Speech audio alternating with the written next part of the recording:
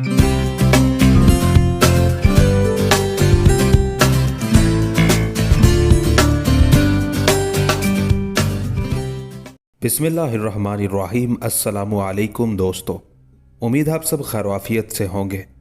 नूरुद्दीन जंगी part 7। दोस्तों, इस किस्त में सुल्तान सलाहुद्दीन अय्यूबी रहमतुल्लाह अलैह के बचपन के दिलचस्प तारीखी वाक़यात सुनाए जाएंगे। शिरकों ने नजमुद्दीन को इतला भेज दी कि सलाहुद्दीन को कल दरबार आली में याद किया गया है। सुबह को वो तैयार रहे। जिन लोगों को सुल्तान नूरुद्दीन जंगी अपने दरबार में पहली मर्तबा तलब करता था और अगर वो मुजरिम ना होते तो उनके लिए दरबार की तरफ से सवारी के लिए घोड़ा भेजा जाता था।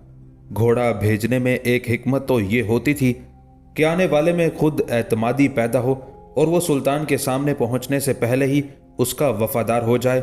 दूसरी हिकमत उसमें यह भी थी कि बुलाने के लिए ऐसा घोड़ा भेजा जाता था जो मुंह जोर हो और मुश्किल से काबू में आता हो। मकसद ये था कि घोड़ा एक तो मुश्किल ही से काबू में आएगा और आने के बाद भी रास्ते में फिर भड़कता रहेगा। अगर सवार कमज़ोर दिलो दिमाग का इंसान होगा तो घोड़ा उसे रास्ते ही में गिराकर ठिकाने लगा देगा। अगर दरबार तक पहुंचा भी दिया तो सवार का हुलिया बदल चुका होगा। नजमुद्दीन के महल में उस इत्तला को मिले जुले जज्बात के साथ सुना गया। कमज़ोर दिल कनीज़ और गुलाम खौफजदा हो गए। उन्हें खतरा था कि शाही घोड़ा कहीं सलाहुद्दीन को रास्ते में ना पटक दे। बरखिलाफ उनके नजमुद्दीन और बेगम नजमुद्दीन बहुत मसरूर थे। उन्हें सलाहुद्दीन में बज़ाहिर कोई ऐब दिखाई ना देता था। खुश शक्ल, खुश अतवार, शाहसवारी, नेज़ाबाजी, शमशीर जनी और तीर अंदाजी में माहिर बल्कि ताक। उस दौर में उमरा अपने जवान होने वाले बच्चों को दरबार में खुद पेश करते थे, बल्कि इंतज़ार करते थे कि उनके बेटे की शोहरत दरबार तक पहुंच जाए और सुल्तान घोड़ा भेजकर उन्हें तलब करे। सलाहुद्दीन के दरबार जाने की सबसे ज़्यादा खुशी ज़रियाफ्त को थी। वो पूरे महल में कुलांचे भरती फिरती और जो मिलता उससे राजदाराना लहजे में बकती, याद करो मैंने क्या पेशन गोई की थी, उसके पूरा होने का वक्त आ गया है। कोई उसकी बात पर मुंह बनाता, कोई हंस देता और किसी को गुस्सा आता तो वो पगली का खिताब दे देता। ज़रियाफ्त पगली के नाम से पहले ही मशहूर हो चुकी थी, लेकिन महल के सियाने जानते थे कि ज़रियाफ्त के अंदर है कुछ ज़रूर। उनके ख्याल में यह कुदरत की देन थी। वो जिसको जितना चाहती है दे देती है। उसका दिया हुआ कोई छीन सकता है और ना घटा बढ़ा सकता है। आखिर ज़रियाफ्त ने अपनी माँ से एक नया मुतालबा किया, माँ मैं अमीर ज़ादे सुल्तान के साथ शाही महल जाऊंगी। उसकी माँ दंग रह गई, तू वाकई पागल हो गई है ज़रियाफ्त। माँ तुम मुझे कब समझोगी? उस वक्त ज़रियाफ्त भी माँ से लड़ने पर आमादा हो गई। जब देखो पागल दीवानी, मेरी बात का यकीन किया करो माँ, मैं बहुत पहुंची हुई हूं। बस रहने दे ज़रियाफ्त, खुदा के लिए रहने दे। उसकी माँ सर पकड़ के बैठ गई। लो और सुनो, अमीरजादा का भी दरबार से बुलावा आया है। पता नहीं कल को क्या होगा और यह है कि उसके साथ जाने पर आमादा है। अरे नेक बख्त, उसे खैरियत से महल तक पहुंच तो लेने दो। वो पहुंच गए महल, तुम फिक्र क्यों करती हो? ज़रियाफ्त ने यूं कहा जैसे वक्त और हालात वाकई उसके कब्जे में हैं। ये लो, एक ना शुद्ध दो शुद्ध। माँ ने बड़े तमस्कुर से कहा, अमीरजादे को कल सुबह दरबार जाना है और इसने उन्हें अभी दरबार पहुंचा दिया। फिर मैं कुछ कहूंगी तो बोलेगी मुझे पागल कह दिया। अरे अल्लाह की बंदी, अमीरजादा कल सुबह दरबार जाएगा और जाएगा भी उस पागल घोड़े पर जिसने पिछले 2 माह से अपने साइज को भी करीब नहीं फटकने दिया। मैं भी कल ही की बात कह रही हूं अम्मा। ज़रियाफ्त वहीं खड़े खड़े टर्राई। घोड़ा उसका कुछ नहीं बिगाड़ सकता, वो जानवर है माँ, और अमीरजादा इंसान है। घोड़ा तो पैदा ही इसलिए होता है कि उम्र भर इंसान की रानों के नीचे दबा रहे और वफादारी का दम भरता रहे। मैं देखती हूँ उसे कैसे दम मारता है। इतने में अमीरजादा सलाहुद्दीन आ गया। ज़रियाफ्त उसे देखकर ऐसे ही हंसने लगी। उसकी माँ ने फौरन ज़रियाफ्त का हाथ पकड़ा, उसे घसीटती हुई दूसरी तरफ ले गई। उसे खतरा था कि वो नवाबजादा से भी ऐसी ही उल्टी सीधी बातें करेगी। सलाहुद्दीन अपनी धुन में मगन सीधा अपनी माँ के कमरे की तरफ चला गया। उसी रात शाही अस्तबल का दारोगा भागा हुआ नजमुद्दीन के महल पर आया। आधी रात गुजर चुकी थी। नजमुद्दीन बेखबर सो रहा था कि उसकी बेगम ने उसे जगाया। नजमुद्दीन हड़बड़ा के उठ बैठा। शाही अस्तबल का दारोगा आया है, जरा जल्दी जाके देखें ये क्या मामला है। बेगम की आवाज में लर्जिश थी। दारोगा अस्तबल, नजमुद्दीन आंखें मलता नंगे सर नंगे पैर बाहर की तरफ भागा। रास्ते में कनीज ने उसे जूता ला कर दिया। सदर दरवाजे के पहरेदारों ने दारोगा अस्तबल को मेहमान खाने में लाकर बिठा दिया था। दारोगा के साथ दुपट्टे से मुंह ढांपे एक औरत भी थी, जिसका हाथ दारोगा मजबूती से पकड़े हुए था। दारोगा ने खड़े होकर नजमुद्दीन को सलाम किया। नजमुद्दीन जवाब देकर उस औरत को घूरने लगा, जिसका चेहरा नकाब में छुपा हुआ था। क्या बात है दारोगा, ये औरत कौन है? नजमुद्दीन ने नरमी से पूछा। दारोगा ने खुद को संभाला। मोहतरम गवर्नर बहादुर, ये औरत अस्तबल से पकड़ी गई है। इसके साथ कौन था? नजमुद्दीन का दिमाग एक खतरनाक ख्याल से चकराने लगा। ये अकेली थी गवर्नर बहादुर, दारोगा ने जवाब दिया, और एक घोड़े के पास। दारोगा, नजमुद्दीन ने उसे डांटा। घोड़े की चोरी का मसला है या औरत का कोई और मामला? तुमने हमें इस वक्त क्यों जगाया? अस्तबल के मामलात निपटाना हमारा काम नहीं। हजूर गवर्नर, ये औरत। होश में आओ दारोगा, क्या कहना चाहते हो? नजमुद्दीन ने उसे दोबारा डांटा तो उसके होशो हवास ही जाते रहे और औरत को पकड़ने वाला हाथ ढीला पड़ गया, जिसके साथ ही औरत तड़प के उसकी गिरफ्त से निकल गई। तू कौन है बदबख्त? नजमुद्दीन ने बराह रास्त औरत से सवाल किया। मैं और औरत ने चेहरे पर से चादर हटा दी। नजमुद्दीन उसका चेहरा देखकर चौंक पड़ा। अरे तू ज़रियाफ्त? फिर जल्दी से संभला। तू अस्तबल क्यों गई थी? जी मैंने किसी से नहीं पूछा था, ज़रियाफ्त ने मासूमियत से जवाब दिया। अच्छा तो तूने किसी से नहीं पूछा? नजमुद्दीन ने गुस्से से सर हिलाया, फिर पलट कर देखा। उसके पीछे महल की 2 कनीजें और एक गुलाम आके खड़े हो गए थे। नजमुद्दीन ने एक गुलाम से कहा, महल के पहरे पर जितने चौकीदार हैं सबको हाजिर करो।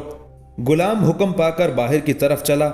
नजमुद्दीन ने दारोगा से सवाल किया, तुमने इस लड़की को किस जगह पर पकड़ा था? अस्तबल के अंदर, घोड़े के पास। दारोगा ने सहमे लहजे में जवाब दिया। सवाल यह है कि ज़रियाफ्त अंदर पहुंची कैसे? अस्तबल के तमाम पहरेदार कहां मर गए थे? नजमुद्दीन का गुस्सा आहिस्ता आहिस्ता बढ़ रहा था। अच्छा तो तूने किसी से नहीं पूछा? नजमुद्दीन ने गुस्से से सर हिलाया, फिर पलट कर देखा। उसके पीछे महल की 2 कनीजें और एक गुलाम आके खड़े हो गए थे। नजमुद्दीन ने एक गुलाम से कहा, महल के पहरे पर जितने चौकीदार हैं सबको हाजिर करो। गुलाम हुक्म पाकर बाहर की तरफ चला। नजमुद्दीन ने दारोगा से सवाल किया, तुमने इस लड़की को किस जगह पर पकड़ा था? अस्तबल के अंदर, घोड़े के पास। दारोगा ने सहमे सहमे लहजे में जवाब दिया।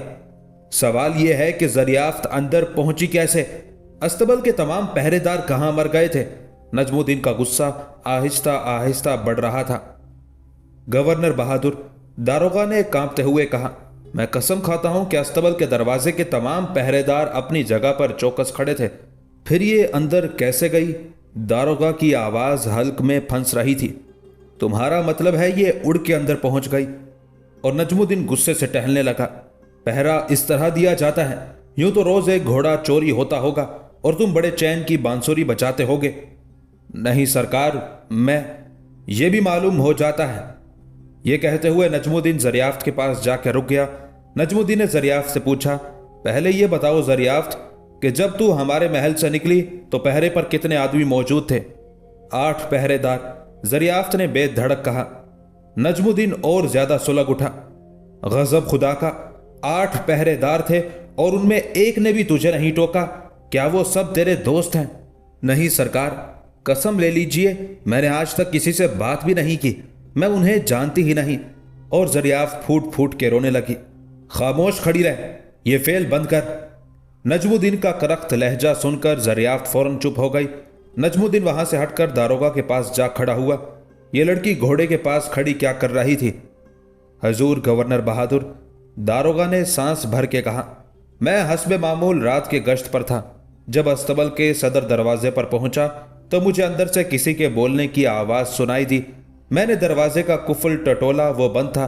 पहरेदारों को देखा, वो तमाम के तमाम हाजिर और अपनी अपनी जगह चाको चौबंद खड़े थे।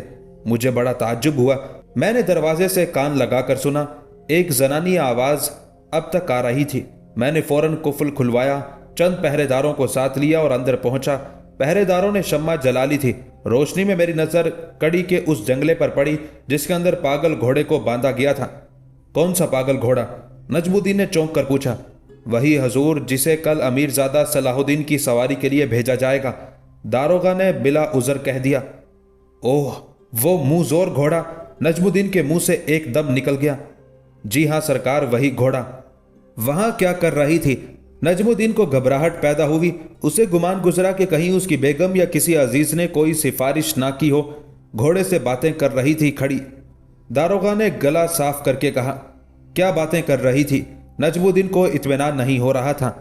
मुझे नहीं मालूम हजूर, मगर कुछ कह जरूर रही थी, इससे पूछ लीजिए सरकार। नजमुद्दीन सोच में पड़ गया। दरियाफ्त के बारे में उसे यह तो मालूम था कि वो कुछ झूठी सच्ची पेशीन गोइयां कर लेती है, लेकिन उसका घोड़े से बातें करना समझ में ना आता था। आखिर नजमुद्दीन ने उसी से सवाल किया, क्यों दरियाफ्त, तू अस्तबल गई थी? जी सरकार, दरियाफ्त ने डरे लहजे में जवाब दिया। तुझे अस्तबल जाते किसी ने नहीं देखा? मुझे क्या पता सरकार। नजमुद्दीन जोर से फुंकारा। इस महल के आदमी अंधे थे कि उन्होंने तुझे महल से निकलते नहीं देखा? क्या अस्तबल के तमाम पहरेदार भी अंधे थे, तुझे नहीं देख सके? मुझे क्या मालूम सरकार। नजमुद्दीन की लगी में और लग गई, चीख के बोला, तू तो नन्ही है। मुझे क्या पता। जी सरकार, नहीं सरकार, हां सरकार, इसके सिवा भी कोई और जवाब है? अस्तबल में क्यों गई थी? दरियाफ्त ने कोई जवाब ना दिया। नजमुद्दीन गुस्से से पागल हो गए। मैं तुझे। उसी वक्त उनकी बेगम भी उठ के आ गई। उन्होंने चिलमन के पीछे से आवाज दी, गवर्नर साहब, आप क्यों चीख रहे हैं? तोबा तोबा, आधी रात से ज्यादा गुजर चुकी है और महल में ये उधम। कौन है ये लोग? उसी वक्त बेगम की नजर दरियाफ्त पर पड़ी। चीख के बोली, अरे कम बख्त, तू इस वक्त यहां क्या कर रही है? जरा इधर तो आ। दरियाफ्त आंसू बहाती चिलमन के पीछे बेगम के पास चली गई। ये सब इसी का किया धरा है। जरा इसे पूछिए कि शाही अस्तबल में क्यों गई थी। नजमुद्दीन ने फौरन मामले की तफसील बयान कर दी ताकि बेगम किसी और गलत फहमी में मुब्तला ना हो जाए। आप इन लोगों को रुखसत कर दीजिए, फिर अंदर आइए। बेगम ये कहती अंदर चली गई। नजमुद्दीन ने अस्तबल के दारोगा को देखा। देखो भाई, अब मुकदमा बेगम के हजूर पेश हो गया है, फैसला भी वही करेंगी। तुम जाओ और इस वाक़े का किसी से जिक्र ना करना। अगर बात बढ़ गई तो हम तुम्हारी तरफदारी करेंगे। शाही अस्तबल का दारोगा सर झुकाकर चला गया। नजमुद्दीन महल में वापस हुए। राहदारी में पहुंचे थे कि बेगम की आवाज सुनाई थी। तू गई क्यों थी? किसी से पूछा था? तू इस महल की कनीज है कि मालकन? जिधर मुंह उठा निकल खड़ी हुई। तेरी आंखों का पानी मर गया है। हर पहरेदार को हाथ में ले रखा है। उन्होंने भी तुझे खुली छुट्टी दे रखी है। न दिन को दिन समझती है और न रात को रात। जब जी चाहा बाहर निकल गई। किसी का डर खौफ तो है ही नहीं तुझे। नजमुद्दीन राहदारी में खड़े हो गए थे और दरियाफ्त पर फटकार की बारिश हो रही थी।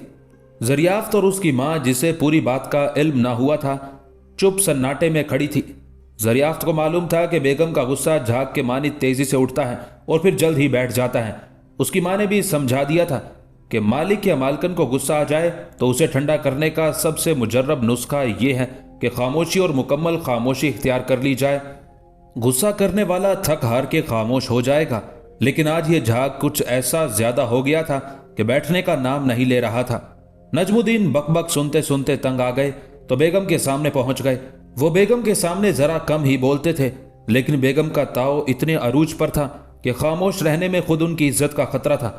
इसलिए बोले और इस जोर से बोले कि बेगम भी हक्का बक्का रह गई।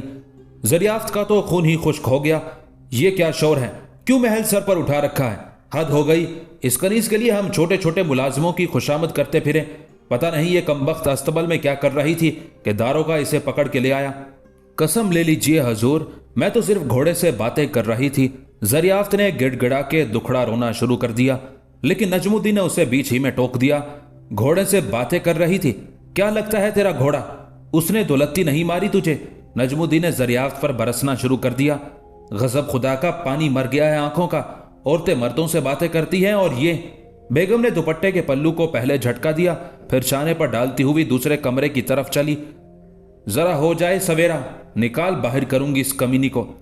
मैंने कुछ नहीं किया बेगम हजूर, मां की कसम, मैंने घोड़े से सिर्फ बातें की थी। दरियाफ्त ने सिसकियों में कहा। उसकी मां उसे संभाल रही थी। तो फिर क्या जवाब दिया तेरे घोड़े ने? बेगम ने जाते जाते रुक के पूछा। उसने मेरा कहा मान लिया, दरियाफ्त ने बड़े मजबूत लहजे में कहा। बेगम फिर 2 कदम वापिस आ गई। कुछ सुना आपने? कहती है मैंने घोड़े से कहा और उसने मान लिया। और मान भी लिया تو اس طرح کہ وہ ہر ایک کو دولتی جھاڑتا اور اس پر ایسا مہربان ہوا کہ باتیں کرنے لگا۔ نجم الدین نے اس طرح کہا جیسے تمسخر اڑا رہا ہو، سچ جانیے سرکار، اس نے سر ہلا کے اور پیر زمین پر مار کے وعدہ کیا کل وہ کوئی حرکت نہیں کرے گا۔ دریافت اپنی بات پر اڑی ہوئی تھی اور نجم الدین اور ان کی بیگم کو قائل کرنا چاہتی تھی۔ چل اچھا بتا، تو نے گھوڑے سے کیا کہا تھا؟ بیگم نے تنگ آ کے کہا۔ میں نے کہا کہ کل جب اپنے امیر زادے سواری کریں تو کوئی بری حرکت نہ کرنا، دریافت نے معصومیت سے بتایا۔ نجم الدین نے بیگم کو دیکھا کیسی بات بنائی ہے اس نے۔ میں کچھ نہیں جانتی، بیگم تن تنائی ہوئی واپس ہوئی۔ صبح ہوتے ہی دونوں کو نکال باہر کروں گی، پھر دماغ ٹھکانے آئے گا، بہت رعایت کی ہے میں نے۔ بیگم 2 ہی قدم چلی تھی کہ دریافت نے نعرہ لگایا، وہ دیکھو آ رہا ہے سلطان۔ بیگم کے قدم ایک دم رک گئے۔ نجم الدین نے بھی سر اٹھا کے دیکھا، سامنے سے راہداری میں صلاح الدین آنکھیں ملتا آ رہا تھا۔ بیگم نے آگے بڑھ کے ممتا کے بازو پھیلا دیے اور صلاح الدین ان کے گلے لگ گیا۔ تم کیوں جاگ پڑے بیٹے؟ صلاح الدین نے گلے لگے سرگوشی کی۔ امی حضور، آپ بیچاری دریافت پر کیوں بگڑ رہی ہیں؟ یہ لڑکی کچھ اور ہی طرح کی ہے، دنیا میں قسم قسم کی مخلوق ہیں، ہمیں کیا پتا کون کس حال میں اور کس روپ میں آتا ہے۔ بیگم نجم الدین کو دھڑکا سا لگ گیا، آہستہ سے بولی، توبہ ہے میری، اب میں دریافت کو کچھ نہیں کہوں گی، وہ تو بس تیری ترقی چاہتی ہے۔ چھوڑی امی حضور ان باتوں کو۔ صلاح الدین کچے نیند سے اٹھا تھا، اس نے ایک جمائی لی۔ خدا جب کچھ کرنے پر آتا ہے تو اس کے اسباب پیدا کر دیتا ہے۔ ٹھیک ہے بیٹا۔ پھر بیگم نجم الدین نے دریافت سے کہا، جاؤ دریافت اپنی امی کے ساتھ۔ دریافت اور اس کی ماں نے اطمینان کا سانس لیا اور سر پر پیر رکھ کر اس طرح بھاگی جیسے گدھے کے سر سے سینگ غائب ہوتے ہیں۔ نجم الدین نے ماں بیٹوں کو منہ سے منہ ملائے دیکھا تو کہا، صلاح الدین کو ابھی سونے دیں، صبح اسے جلدی اٹھنا ہے۔ بیگم نے فوراً جواب دیا، اسے معلوم ہے بچہ نہیں ہے صلاح الدین، آپ جائیے آرام کیجیے۔ گورنر نجم الدین بغیر جواب دیے اپنی آرام گاہ کی طرف چلے گئے۔ اچھا بیٹے تم بھی جا کے سو جاؤ۔ سب کے جانے کے بعد بیگم نے کہا، کل دربار میں تمہارا امتحان ہے۔ صلاح الدین مسکرایا، امی حضور آپ کیوں فکر کرتی ہیں؟ اس طرح کے سینکڑوں امتحانوں میں کامیاب ہوا ہوں، بس آپ کی دعائیں ساتھ ہونا چاہیے۔ میرے تو روئیں روئیں سے دعائیں نکلتی ہے تمہارے لیے۔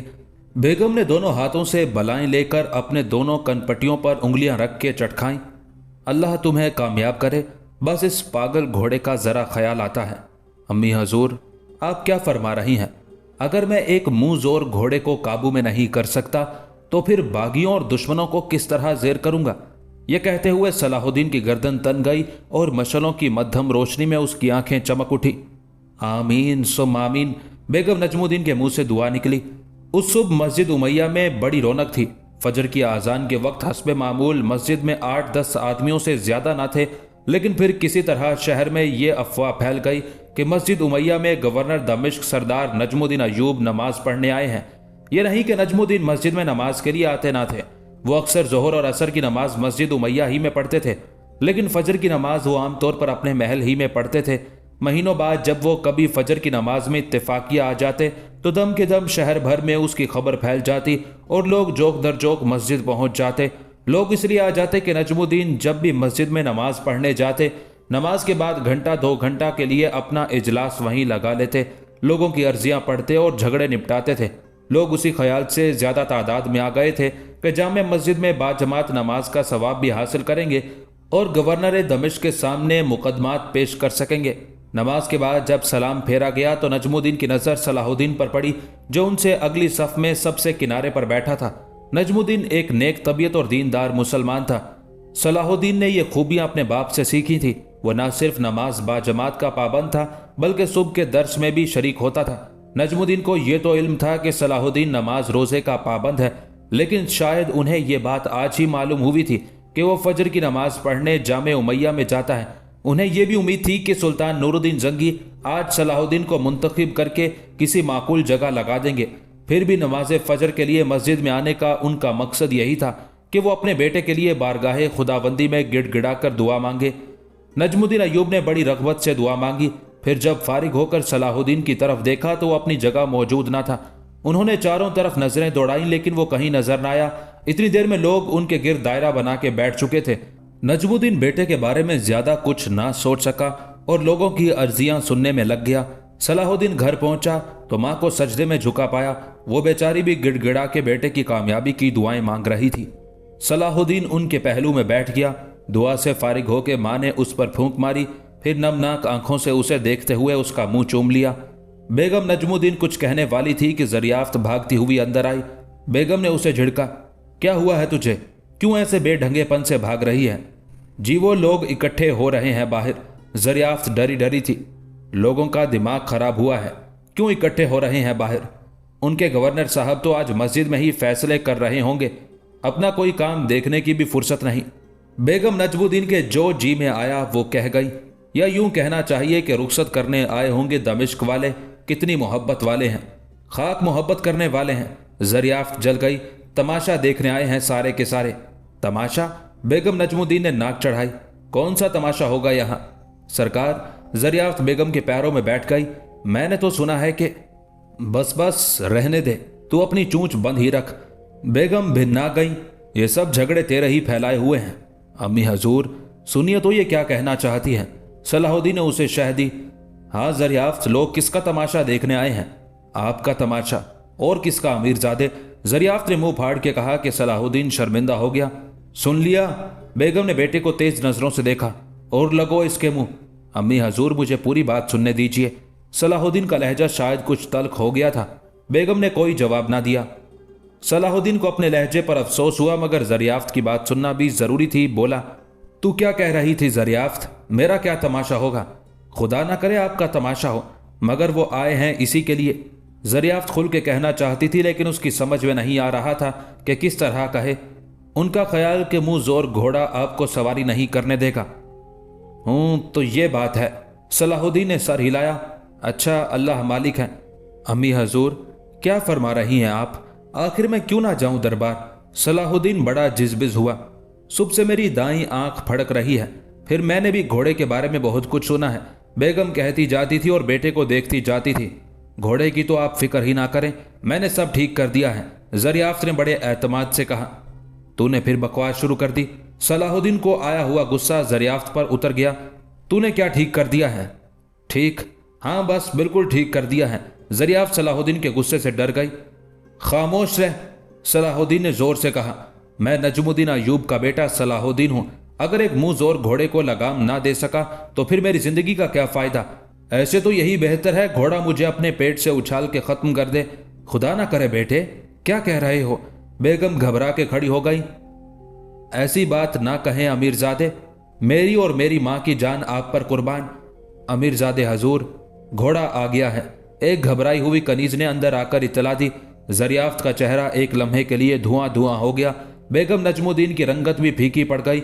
सलाहुद्दीन ने माँ और दरियाफ्त पर उचटती नजर डाली, फिर ये कहते हुए बाहर की तरफ चला। अम्मी हजूर, बिल्कुल फिक्र ना कीजिए। अब्बा हजूर से अर्ज कीजिएगा कि सुल्तान का बुलावा आ गया है, मैं जा रहा हूँ। दरबार में उनका इंतजार करूंगा। फिर सलाहुद्दीन दरियाफ्त से मुखातिब हुआ। दरियाफ्त, मेरा अंजाम कुछ भी हो, तुम अम्मी हजूर का ख्याल रखना। खबरदार इन्हें किसी किस्म की तकलीफ ना हो। अम्मी हजूर के अलावा अब्बा हजूर और घर के दूसरे छोटे बड़ों का भी पूरा पूरा ख्याल रखना। सलाहुद्दीन बाहर की तरफ चला और बेगम नजमुद्दीन, दरियाफ्त और घर के दूसरे तमाम लोग बाला खाने की तरफ दौड़े ताकि ऊपर से बाहर का मंजर देखें। सलाहुद्दीन बाहर पहुंचा तो वहां लोगों का हजूम था। लोग एक दूसरे पर टूटे पड़ते थे। दरमियान में मुंह जोर घोड़ा खड़ा था। उसके चारों पैरों, गले और मुंह में रस्सियां बंधी हुई थी, जिनके सिरे शाही गुलाम पकड़े हुए थे। घोड़ा बार बार मुंह जोरी दिखा रहा था। वो उछलता तो लोग उससे ज्यादा उछल के पीछे हट जाते। बाला खाने पर गवर्नर के महल की तमाम खवातीन बालकोनियों पर झुकी हुई थी। बेगम नजमुद्दीन का रंग फक था और मुंह पर हवाइयां उड़ रही थी। दरियाफ्त भी आंखें फाड़े खड़ी थी। सलाहुद्दीन के बरामद होते ही शोरगुल खत्म हो गया और लोगों ने उसके जाने के लिए अपने दरमियान रास्ता बना दिया था। सलाहुद्दीन का चेहरा बेतासुर और सपाट था। वो पूरी तरह मुसल्ला भी ना था। शाने पर तरकश और कमान बेतरतीबी से लटकी थी। कमर के एक तरफ खंजर और दूसरी तरफ तलवार लटक रही थी। सलाहुद्दीन का उस वक्त सबसे बड़ा हथियार वो हंटर था जिसे वह मजबूती से दाएं हाथ में पकड़े हुए था। सलाहुद्दीन ने नजरें उठाकर बाला खाने की तरफ देखा, लेकिन मजमे में किसी ने उसकी नजरों का ताक़ुब ना किया। मजमा समझ गया था कि ऊपर गवर्नर के खानदान की खवातीन खड़ी होंगी जिन्हें सलाहुद्दीन देखना चाहता है। सलाहुद्दीन की नजरें ऊपर ही थी कि दरियाफ्त ने बेगम नजमुद्दीन से सरगोशियों में कहा, खुदा की कसम, ये तो वाकई सुल्तान है। یہ شان اور تمکنت صرف سلطان کو حاصل ہوتی ہے۔ اسی کے ساتھ صلاح الدین اپنا ہنٹر آہستہ آہستہ گھماتا منہ زور گھوڑے کی طرف بڑھا۔ نیچے محل کے دروازے پر امیر زادہ صلاح الدین منہ زور گھوڑے کے گرد ایک چکر لگا کے اس کے منہ کی طرف آ کے کھڑا ہو گیا تھا۔ اس کی نظریں گھوڑے کے چہرے پر تھی۔ منہ زور گھوڑا بھی صلاح الدین کو بڑے غور سے دیکھ رہا تھا۔ صلاح الدین نے ایک سائس کے ہاتھ سے رسی اپنے ہاتھ میں لے لی، باقی رسیاں دوسرے سائسوں کے ہاتھ میں تھی۔ صلاح الدین نے رسی بائیں ہاتھ میں سنبھالی، پھر دائیں ہاتھ کے ہنٹر کو ہوا میں لہرایا جس سے ایک آواز پیدا ہوئی۔ صلاح الدین نے سائسوں کو حکم دیا ایک ایک کر کے باقی تمام رسیاں گھوڑے پر سے کھول دی جائیں۔ حکم کی تعمیل ہوئی۔ کچھ دیر بعد گھوڑا بالکل آزاد کھڑا تھا، صرف ایک رسی اس کے گلے میں پڑی تھی جس کا سرا صلاح الدین کے ایک ہاتھ میں تھا اور دوسرے ہاتھ میں ہنٹر تھا جسے وہ ہوا میں لہرا رہا تھا۔ پھر جانے اس منہ زور گھوڑے کو کیا سوجی کہ وہ زور سے ہنہنا کے پچھلے دو پیروں پر کھڑا ہو گیا۔ لوگوں کی چیخیں نکل گئیں، کچھ تماشائی خوف کھا کے بھاگ اٹھے۔ بیشتر مرد اور عورتیں خدا سے صلاح الدین کی سلامتی کی دعائیں مانگ رہے تھے۔ صلاح الدین گھوڑے سے آنکھیں ملائے کھڑا تھا۔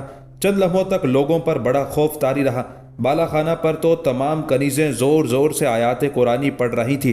صرف دریافت کے ہوش و حواس درست تھے اور وہ بیگم نجم الدین کو سمجھا رہی تھی۔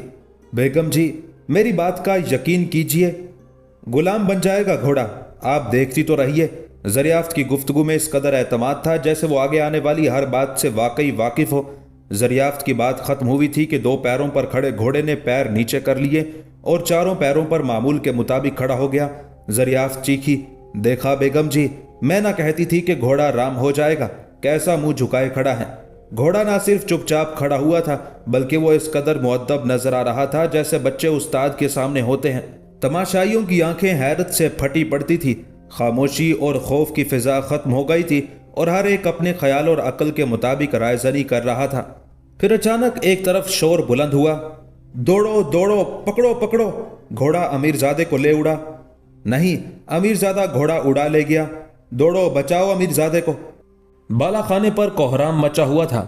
بیگم نجم الدین پچھاڑیں کھا رہی تھی۔ دریافت شرمندہ اور خجل، اس کے تو آنسو بھی خشک ہو گئے تھے۔ کیسے کیسے دعوے کیے تھے اس نے بیگم کے سامنے۔ دوسری کنیزوں نے آ کے بیگم کو سنبھالا۔ دریافت کو چپ سی لگ گئی تھی۔ کہاں کا دربار اور کہاں کا صلاح الدین۔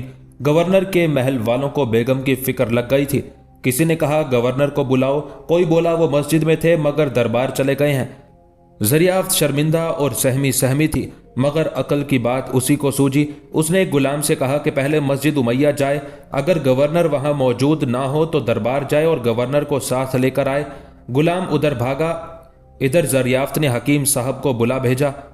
حکیم صاحب بھاگم بھاگ پہنچے۔ بیگم کی نبض دیکھی تو ان کی نبض بھی درست نہ تھی۔ جو غلام انہیں بلانے گیا تھا اس نے حکیم صاحب سے کہا تھا کہ قبلہ جلد چلیے، بیگم صاحبہ کا چلی چلا کا وقت ہے، گورنر بہادر کو بلوایا گیا ہے، وہ شاید ہی زندگی میں منہ دیکھ سکیں۔ حکیم اس خبر سے پہلے ہی گھبرا گئے تھے۔ ان کا مکان محل سے دور نہ تھا لیکن ایک تو ضعیفی کا عالم، دوسرے بیگم کی بیماری کی خبر کا بوجھ ان سے چلا نہ جا رہا تھا اور غلام انہیں تقریباً گھسیٹ کے محل تک لایا تھا۔ بیگم کی نبض پر ہاتھ رکھا تو وہ تندرستوں کی طرح کلاچیں بھر رہی تھی۔ انہوں نے خدا کا شکر ادا کیا اور ایک مشروب کا ایک چمچہ ان کے منہ زبردستی کھول کر حلق میں اتار دیا۔ حکیم صاحب کا خیال درست تھا کہ کسی فوری صدمے سے اعصاب کھنچ گئے تھے جس سے غنودگی اور نیم بے ہوشی طاری ہو گئی۔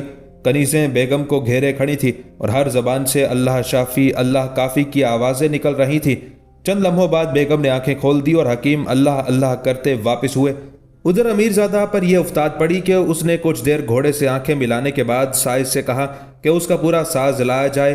اس نے بتایا کہ سلطان نے اس گھوڑے کو اپنے لیے پسند کیا تھا اور بہت خوبصورت اور زرنگار رکاب، لگام اور گدی وغیرہ بنوائی تھی، لیکن وہ پورا ساز جوں کا دوں استبل کے سٹور میں رکھا ہے۔ گھوڑے نے کسی کو قریب ہی بھٹکنے نہیں دیا۔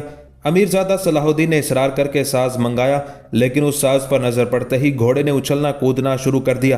صلاح الدین نے مجبور ہو کر اپنے گھر سے ایک ساز منگوایا۔ اسے دیکھ کے گھوڑے نے کسی رد عمل کا اظہار نہ کیا، پس گھوڑے پر ساز چڑھایا گیا۔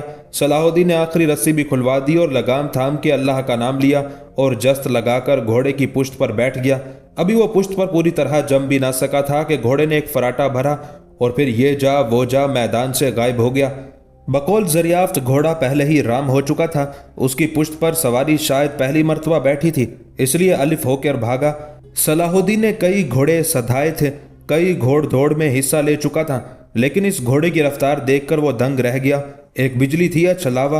अमीरजादे ने लाख लगामें खींची, लेकिन घोड़े ने एक न मानी, बल्कि जितना खिंचाव पड़ता उसकी रफ्तार उतनी ही ज्यादा होती जाती। सलाहुद्दीन ने उसे उसके हाल पर छोड़ दिया और लगामें ढीली कर दी। मुंहजोर घोड़ा 1 घंटा तक पूरी रफ्तार से अपनी मर्जी की समत में भागता रहा। सलाहुद्दीन ने कोई दखल ना दिया, सिर्फ घड़े और झाड़ियां बचाता रहा। अब घोड़ा पसीना पसीना हो गया था, उसकी रफ्तार आप ही आप कम हो गई। तब अमीरजादा सलाहुद्दीन ने घोड़े का रुख शाही महल की तरफ फेरा। घोड़ा दुल की चाल चलता हुआ शाही महल के सामने आ खड़ा हुआ। उस अरसे में अमीर नजमुद्दीन को इत्तला मिल चुकी थी कि सुल्तान का मुंहजोर घोड़ा अमीरजादा सलाहुद्दीन को लेकर किसी समत निकल गया है। उन्हें यह इत्तला मस्जिद उमैया में मिली थी, जहां वो आवाम की दरख्वास्तों पर अहकाम सादिर कर रहे थे। यह भी इत्तला मिली थी कि सुल्तान ने मुंहजोर घोड़ा भेजकर अमीरजादा को दरबार में तलब किया है। दरबार अगरचे दिन चढ़े लगता था, लेकिन अमीरजादे को शायद इस वजह से सुबह ही सुबह तलब किया गया था कि वो दरबार के लगने से पहले ही दरबार में आने वाले तमाम उमरा से मुतारिफ हो जाए। घोड़े का अमीरजादा को इस तरह उड़ा ले जाना एक तरह का इगवा था। पहले ज़माने में देव और परियां खूबसूरत शहजादों और शहजादियों को उड़ाकर ले जाते थे। कुछ ऐसा ही हाल मुंहजोर घोड़े ने अमीरजादा का किया था। अमीर नजमुद्दीन बेटे के यकदम गायब हो जाने की खबर सुनकर सीधा दरबार आली में पहुंचा। आलीजा, अमीर नजमुद्दीन ने पुरवकार लहजे में कहा, मैं इसलिए हाजिर नहीं हुआ कि आलीजा को अपने गम में शरीक करूं, बल्कि मैं आलीजा से एक और इल्तमास करने हाजिर हुआ हूं। अमीर नजमुद्दीन, शाह ने गुलूगीर आवाज में कहा, तुम हमें अपने गम में शरीक करो या ना करो, लेकिन यकीन करो कि सलाहुद्दीन के इस तरह गायब हो जाने का सदमा हमें भी इतना ही है जितना तुम्हें होगा। हमें यूं महसूस हो रहा है जैसे हमने एक होनहार नौजवान को अपने रस्म व रिवाज के भेंट चढ़ा दिया। हम उस ज़हीन और शुजा अमीरजादे को देखना चाहते थे, जिसकी तारीफें सुनते सुनते वो हमारी नज़रों में एक इंतहाई आला और अरफा हस्ती बन चुका है। शाह सुल्तान की बात खत्म न हुई थी, इसलिए कि अमीर नजमुद्दीन ने जवाब नहीं दिया और इंतज़ार करता रहा। उसका ख्याल सही साबित हुआ। कदर इंतज़ार के बाद सुल्तान ने कहा, हाँ अमीर, ऐसे अहम और गमनाक मौके पर तुम किसी और किस्म की क्या बात करना चाहते हो? आलीजा, मैं शुक्रगुजार हूं कि आप मेरे गम में शरीक हैं। नजमुद्दीन ने अपना गम दबाते हुए कहा, जैसा कि हजूर अली ने फरमाया कि इस हादसे की वजह महज हमारा रस्म और रिवाज है, मैं इस सिलसिले में यह अर्ज करूंगा कि यह मुंहजोर घोड़ा जब वापस आ जाए तो इसे फौरन कत्ल करा दिया जाए, क्योंकि ऐसा वहशी घोड़ा किसी और होनहार नौजवान की हलाकत का बायस बन सकता है। ठीक है, हम वक्त आने पर इस पर गौर करेंगे। इस वक्त तुम अमीरजादा की जिंदा और सलामत वापसी की दुआ करो कि यही हमारी दुआ है। सुल्तान ने फौरन सर झुका लिया ताकि नजमुद्दीन इस सिलसिले में मजीद कोई गुफ्तगू ना करे, लेकिन नजमुद्दीन की बात अभी अधूरी थी। उसने मतानत से कहा, आलीजा, मैं सलाहुद्दीन की तरफ से कतई फिक्रमंद नहीं। क्या कह रहे हो नजमुद्दीन? शाह ने चौंक के नजमुद्दीन को देखा। सिर्फ हम ही नहीं बल्कि महल के तमाम मर्दोजन सलाहुद्दीन के लिए फिक्रमंद हैं। आलीजा, मैं फिक्रमंद उस वक्त हूँ जब सलाहुद्दीन खुदा न खास्ता खुदकुशी के इरादे से निकला हो। वो तो अपने सुल्तान के हुक्म से घोड़े पर सवार हुआ था। नजमुद्दीन ने बड़े इस्तकलाल से कहा, अगर सलाहुद्दीन घोड़े से गिरकर वफात पाता है तो शहादत के मर्तबे पर फायज होगा, क्योंकि उसने घोड़े पर सवारी ही सुल्तान के हुक्म से की है। और अगर उसे घोड़े ने गिराकर हलाक कर दिया तो मैं समझूंगा कि उसमें सुल्तान की गुलामी की अहलियत नहीं थी और इस सूरत में उसका जिंदा रहना बेकार था। सुभान अल्लाह!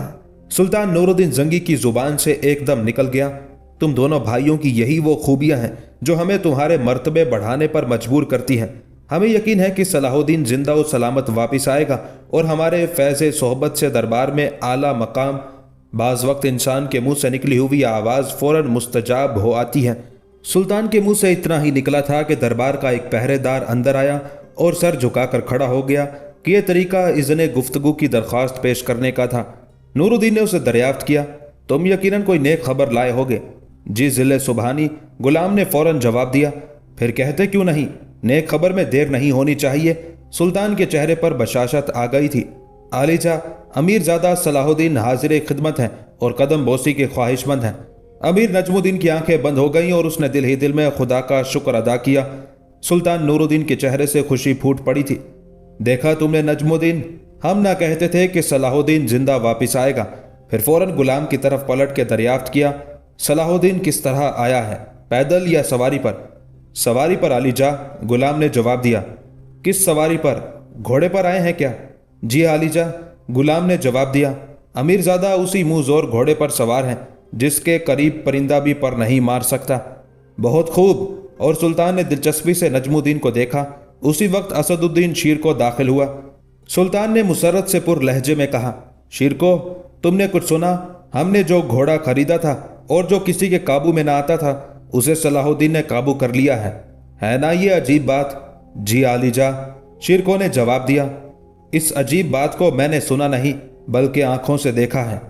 کیا مطلب؟ عالی جا، میں صلاح الدین کو اس گھوڑے پر بیٹھے ہوئے دیکھ کر آ رہا ہوں۔ شیر کو نے اس فخر کے ساتھ کہا کہ آج صلاح الدین کی دربار میں موجودگی خود اس کی تحریک کی وجہ سے ہوئی۔ سلطان نے صلاح الدین کی شہرت سن لی تھی، لیکن اسے بلایا اسد الدین شیر کو کی سفارش اور تحریک پر گیا تھا۔ بے شک شیر کو پتہ نہیں سلطان نے کس جذبہ کے تحت کہا تھا۔ پھر چند لمحے رک کر بولا، اگرچہ ماں بدولت نے اب تک صلاح الدین کو بچشمے خود نہیں دیکھا، لیکن اس کا گھوڑے کو قابو کرنے کا واقعہ اس بات کا ثبوت ہے کہ تم نے کسی غلط آدمی کی ہمارے سامنے سفارش نہیں کی تھی۔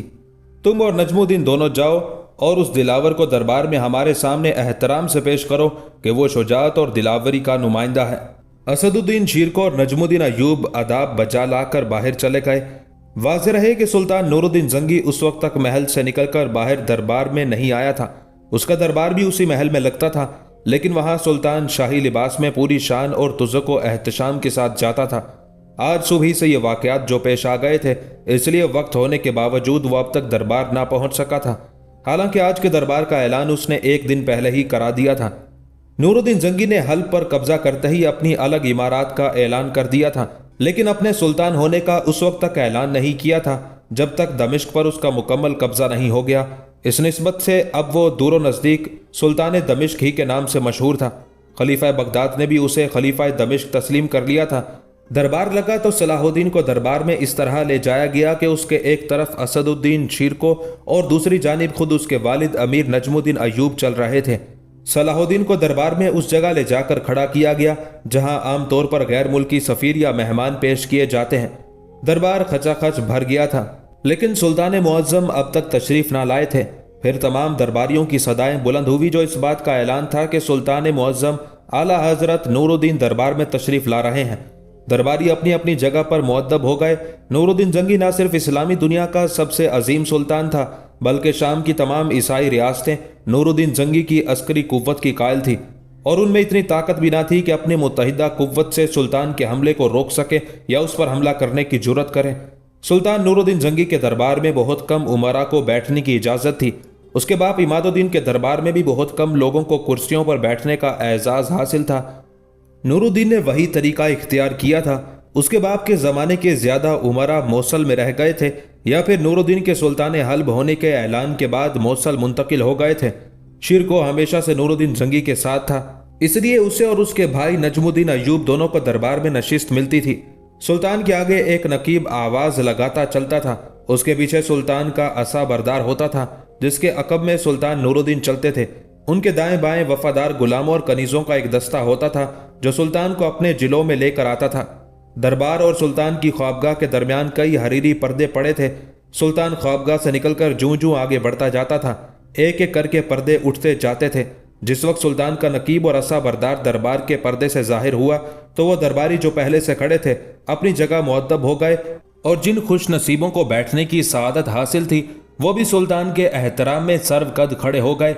سب درباریوں کی نظریں فرش پر لگی تھی۔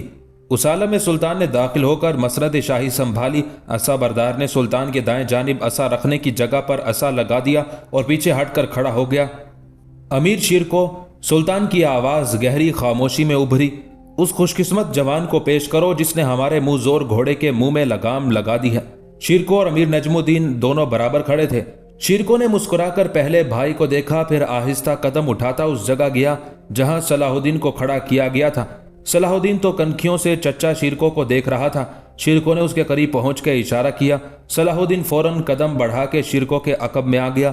پھر دونوں بے آواز چال کے ساتھ آگے پیچھے سلطان کے تخت کے بالکل مقابل پہنچ گئے۔ شیرکو کی آواز اس کے تن و گوشت کی طرح بھاری بھرکم تھی۔ اس نے آواز دباتے ہوئے کہا، عالی جا، وفادار تخت و تاج دمشق امیر زادہ صلاح الدین قدم بوسی کے لیے حاضر ہیں۔ سلطان کی نظریں صلاح الدین پر پہلے ہی جمی ہوئی تھی۔ اس کی زبان سے بے ساختہ ماشاء اللہ نکلا और उस वक्त सलाहुद्दीन ने खम होकर तस्लीम व ताज़ीम पेश की।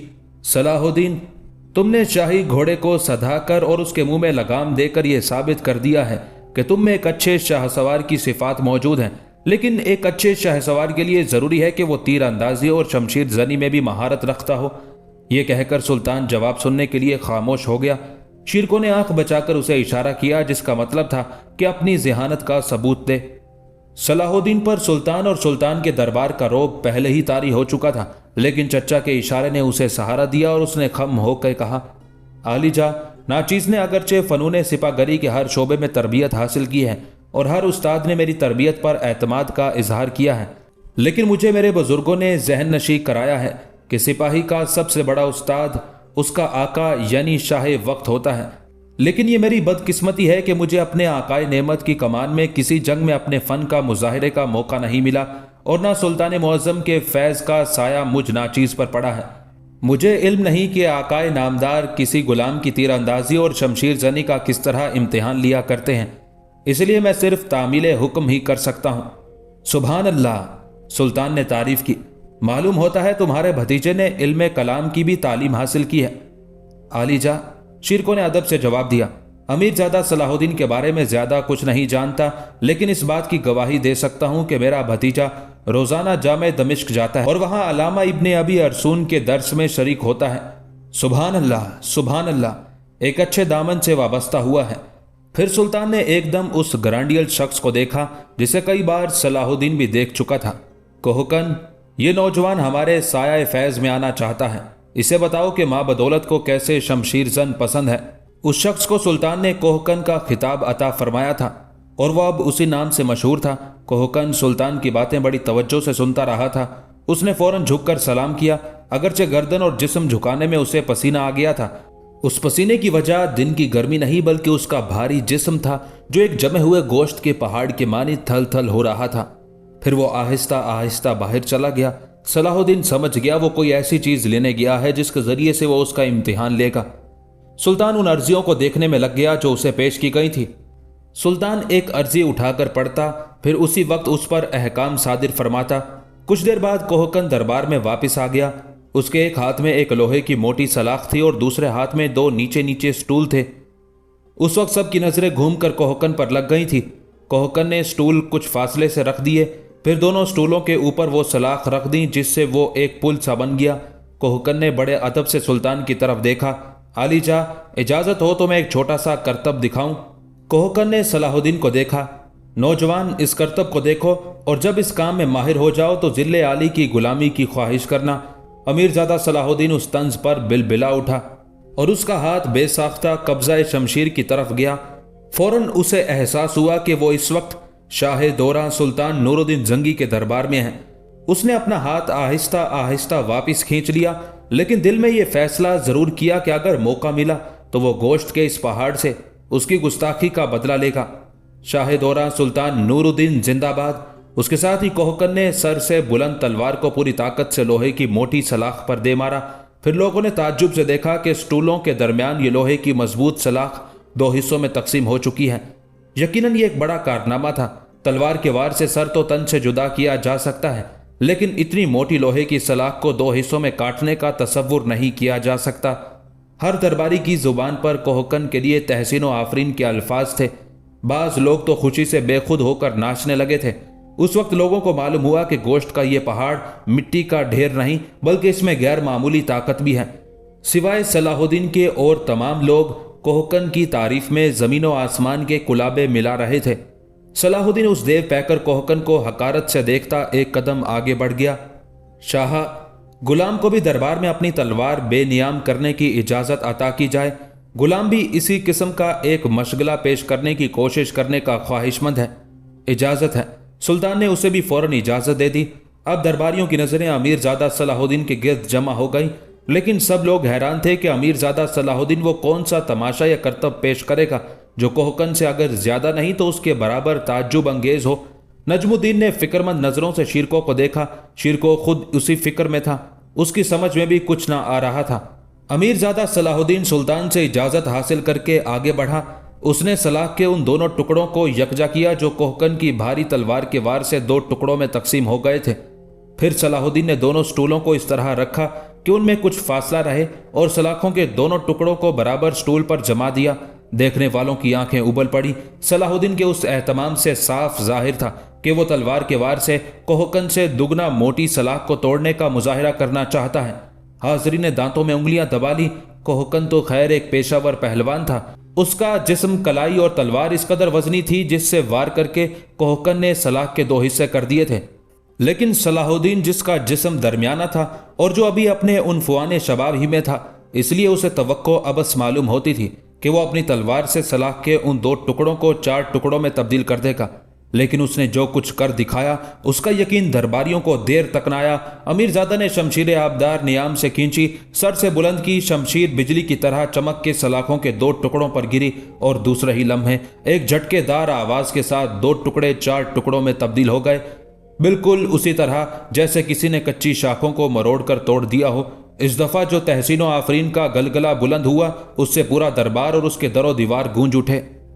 نجم الدین ایوب کا جی چاہا کہ دوڑ کے بیٹے کو سینے سے لگا لے، اور شیرکو کو یوں محسوس ہوا جیسے صلاح الدین اس کے بھائی کا نہیں بلکہ خود اس کا بیٹا ہے۔ نجم الدین ایوب اور شیرکو کے سر فخر سے بلند ہو گئے۔ شیرکو کو اس بات کی خوشی تھی کہ اس نے دربار عالی میں جس نوجوان کو پیش کیا، اس نے خود کو اس کا اہل ثابت کر دیا۔ ادھر نجم الدین کے سر سے یہ بوجھ اتر گیا کہ اس کے مخالف صلاح الدین کو ایک کٹ ملا اور کتابی کیڑا کہتے تھے۔ ان میں سے بعض لوگ دربار میں موجود تھے، وہ صلاح الدین کی طاقت کا یہ مظاہرہ دیکھ کر ششدر رہ گئے۔ سلطان نور الدین زنگی ایسا خوش ہوا کہ گلے میں پڑا جواہرات کا ہار اتار کر صلاح الدین کی طرف اچھال دیا۔ اس سے پہلے کوہکن کے فن سے متاثر ہو کر سلطان نے اسے بھی ایک ہیرے کی انگوٹھی انعام دی تھی۔ صلاح الدین، سلام ہے اس ماں کو جس نے تم جیسے بہادر کو جنم دیا۔ سلطان کا چہرہ فرط مسرت سے چمک رہا تھا۔ تم نے ثابت کر دیا کہ تم امیر نجم الدین کے بیٹے اور امیر اسد الدین شیرکو کے بھتیجے ہو۔ ہم تمہارے والد اور چچا کو مبارکباد پیش کرتے ہیں۔ نجم الدین ایوب اور اسد الدین شیرکو کے سر پہلے سے بھی زیادہ جھک گئے۔ سلطان کے خاموش ہونے پر صلاح الدین نے مؤدب ہو کر کہا، اے شاہ، لوہے کو ہمیشہ لوہا کاٹتا ہے، اس لیے تلوار سے لوہے کی سلاخ کو 2 اور 4 ٹکڑوں میں تقسیم کر دینا کچھ زیادہ اہمیت نہیں رکھتا، کیونکہ اس میں شمشیر زنی کے کسی فن کی بجائے تلوار چلانے والے کی کلائی کی طاقت اور کٹنے والی سلاخ کی ساخت کو زیادہ دخل ہوتا ہے۔ لیکن اگر اعلیٰ حضرت اس غلام کو اجازت عطا فرمائے تو میں اہل دربار کے سامنے تلوار کا ایک ایسا شعبدہ پیش کروں گا جس میں صرف اور صرف شمشیر زنی کے فن کا دخل ہوگا۔ سلطان نے حیرانی سے صلاح الدین کو دیکھا اور حکم دیا، شعبدہ پیش کیا جائے، ہم منتظر ہیں۔ صلاح الدین نے فوراً اپنی عبا اٹھائی اور نیچے پہنے ہوئے ریشمی کرتے کے دامن کا ایک ٹکڑا پھاڑ لیا۔ پھر اس ٹکڑے سے اس نے 2 چکور رومال بنائے۔ ایک رومال اس نے اندر کی جیب میں رکھ لیا اور دوسرا ریشمی رومال ہوا میں لہرا کر چھوڑ دیا۔ رومال لہراتا ہوا اس طرح نیچے آ رہا تھا جیسے پرندہ پر کھول کر فضا میں تیرتا ہے۔ جب رومال صلاح الدین کے سر سے صرف 1 فٹ کی اونچائی پر رہ گیا تو صلاح الدین نے اپنی شمشیر سے رومال پر اس طرح وار کیا کہ رومال ہوا میں 2 ٹکڑے ہو گیا۔